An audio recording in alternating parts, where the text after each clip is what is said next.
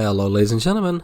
My name is Razovy, and today I want to talk about 13 Sentinels Aegis Rim. I really hope that I pronounced that correctly. And you know what? Most likely, I'm not. But you know what? I'm just going to call it 13 Sentinels so I don't have to pronounce the other thing. But yeah, this game is crazy good. Now, last time when I was talking about a game, it was about Persona 4 Golden. And I was talking about how cool it was and how story heavy it was. And, you know, it is. It's really freaking cool. But that game, Persona 4 Golden, of course, is a rather old game. Just because it got, renewed to, it was put on Steam and it was put on Nintendo Switch and all that kind of stuff, which is great. It really is. But to be honest, it's still a game from the PS Vita times. And there's nothing wrong with that, but it's kind of old. And 13 Sentinels is, of course, very new, right? Which is kind of nice. So basically, the story revolves around all of these characters that you see right here. And I believe there's even more than that. But as you can see here, these are all the characters on your screen right now. And basically, this is, at least for me, at first, this was very confusing. Basically, this huge story, because it really is huge, revolves around many different protagonists. As you can see here, 13 protagonists. And you might think, isn't that too much? And I thought the same. Frankly, I thought that by having 13 protagonists, the story would be too big and too confusing, and basically I wouldn't get it. At first, that was the case. But actually, you know what the fun part is? This game wants you to be confused. And that's a big step to take. Because frankly, if they want you to be confused, then a lot of people, or at least some people, might actually eventually decide to not play the game anymore because, well, I don't get it. What's going on? I'm done, right? That's an impression that I get. But this is what I want, at least to, for the people that are going to try this game, tell you. Please, continue with the story. No matter how incredibly confusing the story might be, please continue with the story. You will get it eventually. Now, I have not yet completed this game. I have played for about 12 or 13 hours at this point, and the game should last. I checked this on howlongtobeat.com. It should be, give or take, 30 to 35 hours. So I'm not even past the halfway mark, just like I wasn't with Persona 4 Golden. Would I still recommend this game? Absolutely. This game is good. Now, the picture that you can see right here on your screen is actually, you see all of the different protagonists, and basically you can select one and play a small part of their story. That's all you do. Then eventually, this if you play too much of one certain character, which I always tend to do, what happens is that the character is locked. And you have to meet certain requirements, which is most of the times is playing other characters. And then eventually, you can play your favorite character again. Now, in this case, for me, my favorite character is this girl right here. I'm very sorry, but I forgot her name because there's 13 protagonists, and I'm very sorry, but I just do not remember her name. But I really like her storyline because there's this talking cat, which she calls Fluffy, which kind of gives her certain things to do, like he's kind of her boss, and we don't really understand why that is. It's really interesting. Anyway, I won't spoil the story because that would suck. Besides this, though, take a look at this screen right here. We have an analysis portion of the game, and we have a destruction portion of the game, and a remembrance portion of the game. Now, the remembrance portion, that is the meat and potatoes of this game. That's basically what I just showed you. So let me go back to that real quick. It was, can I find it again? Yeah, it's this part right here. That's the remembrance part. But besides this, there's also, like I said, the destruction part. And the destruction part is where you actually are in, like you go into battle. So this, like I said, you might not expect it because this is a very story-heavy game. But you are even expected to do some like tactical stuff for real. Which makes the game even harder because the story is hard to understand. But the tactical stuff isn't easy either.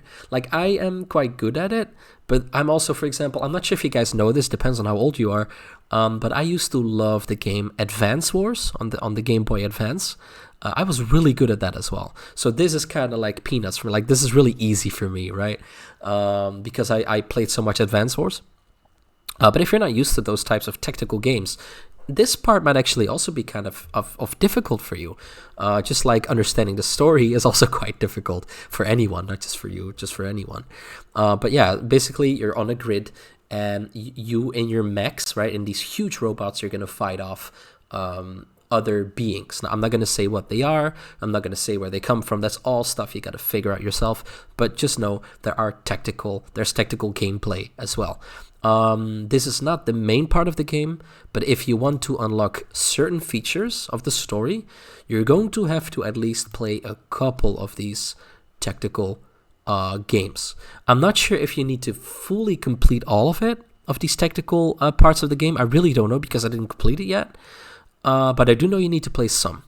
Now, I like this part of the game, so I've actually, what I did was play the entire tactical part of the game until I couldn't continue, and then I went back to the story because I liked the tactical stuff. But if you don't like it, just play until you can continue with the story. It's that simple, really. But yeah, the only thing that I'll say about the story, so that you can get kind of a feeling of what it's about, is the following. Basically, we are in a world, just Earth, right? But in the future, in the near future, basically, Earth is destroyed. We don't know why, and we don't know how. But these 13 characters that you see here, it is their job to basically stop this from happening. They time travel all the time. For example, we have characters that live in the 1980s of Japan. We have characters that live in the 2020s of Japan. And we even have characters that you can play that are from the World War times. So the Second World War in Japan, so 1940s even. And these characters time travel. So they meet up. I won't tell you how or why or who, but they meet up because they can time travel. Like I said, my favorite character is this one, this girl right here. Again, I'm sorry that I forgot her name, but no matter which character you pick, I can ensure you all of them, and I mean that. This is not just, I'm not shilling or something for this game. Like, all of these characters are good, honestly. All of them are good, and all of their stories are worth taking a look at, and I mean that sincerely. It's just that, of course, you're going to have a favorite. Makes sense. But all of their stories are really good. Now, anyway, ladies and gentlemen, I'm ranting too long. I should cut off the video right here. I hope you enjoyed this video. If you did, make sure to click on the like button. If you have not yet subscribed, but you do like this kind of content, then of course subscribe. And oh wait, one more thing. If you want to buy this game, there we go. If you want to buy this game, I always buy my games. Well, not always, but most of the times, especially when I buy Nintendo Switch games, I buy them on PlayAsia. I'm also an affiliate of PlayAsia. This actually, I first started buying stuff on PlayAsia, and then I became an affiliate of PlayAsia. But basically, what this means is, if you decide to buy this game, right, and you want to buy it in physical format, because of course this game is you can just get this digitally, as you can imagine. But if you want to buy this game physically, I will leave 4 links in the pinned comment, and I will leave one for the European version of 13 Sentinels, the American version, the Japanese version, and one for the Chinese version in the pinned comment. And if you decide to buy through those links, like a physical copy, I will get a small percentage of the money that is being made by this company, okay, as an affiliate. It won't cost you anything extra, so it's not like you are paying me extra or something. That's not the case, but basically PlayAsia will reward me for talking about their website and sharing their links. So if you want to help me out, feel free to buy this game via the links that I provided. Do you have to? Of course not. I'm just happy that you're watching my video, so feel free to just, digitally download it or whatever. But if you are a physical Nintendo Switch collector like I am, I own a very large physical collection of the Nintendo Switch, PlayAsia is definitely a website that I would recommend. Okay, now for real, ladies and gentlemen, thank you for watching, and I will see you guys later. Goodbye.